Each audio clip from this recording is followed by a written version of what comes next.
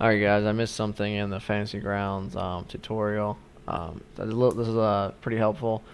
Um, so these are hotkeys. If you guys look at the bottom here, you'll see you have 12 hotkeys, and you have a lot more hotkeys. If you hold Shift, you get 12 more. You hold Control, you get 12 more. Alt, you get 12 more.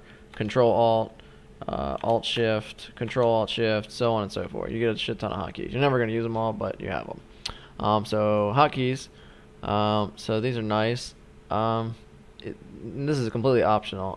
Like I said, if you like going through here and just dragging everything from your character sheet, that's probably how I would do it, honestly. But I'm going to show you this anyway. So, let's say we know at the beginning of every combat you got to roll initiative. So that's something he's going to use all the time. So if Mike's playing this guy, you might drag the initiative roll.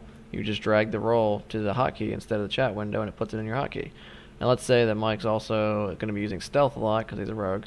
So we'll just drag that down there. And then let's say that in combat he doesn't want to be messing with this, so he just says, alright, I'm going to drag my short sword attack, my short sword offhand attack, and then my short sword damage, and my short sword offhand damage. And I'm also going to, my sneak attack effect, I'll also put that down here.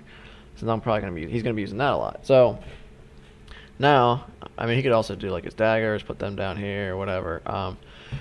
So now, when we start combat, I say, hey, roll initiative. Mike can just he can either drag from this or he can double click, like or single click. So you just click this and it rolls initiative and it tells me it's initiative.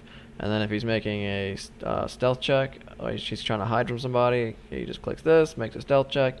Now if he goes to attack somebody and let's say he's stealth now, he would apply his sneak attack damage, his sneak attack effect, which now says, okay, now you get an extra 1d6 because of sneak attack, and it's going to go away after your first damage roll. So now if he goes to attack, he can just say, okay, I'm going to attack with my two swords. My first attack, I swing with that, 19, that's a hit, and then my offhand, I swing with that, it's 12, let's say that's a hit too. So now he gets to roll damage. And Mike, just a really quick aside, on your video I know I said I wasn't sure if sneak attack applied to both of your weapon attacks.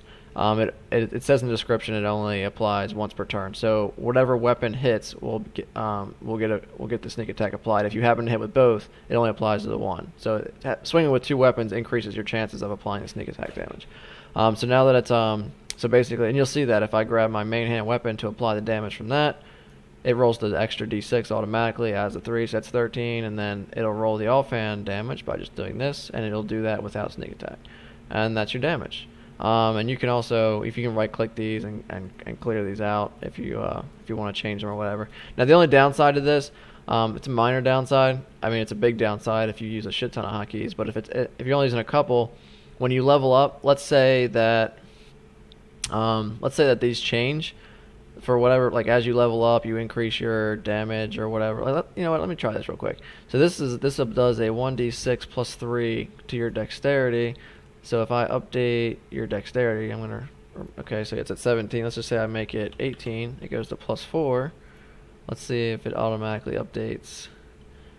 No, see, and that's the thing. So basically, whenever you level up and your stats change, you're going to have to redrag the hotkeys to your slots. So if Mike leveled up and he increased his dexterity, now basically just to be safe, he would say, okay, I'm just going to redrag all these down here just to make sure, or clear them out and then redrag them just to make sure they're all updated, because they won't update automatically. That will be a feature coming soon to Fantasy Grounds, but right now it's not. So just something for you guys in case you want to use hotkeys. All right.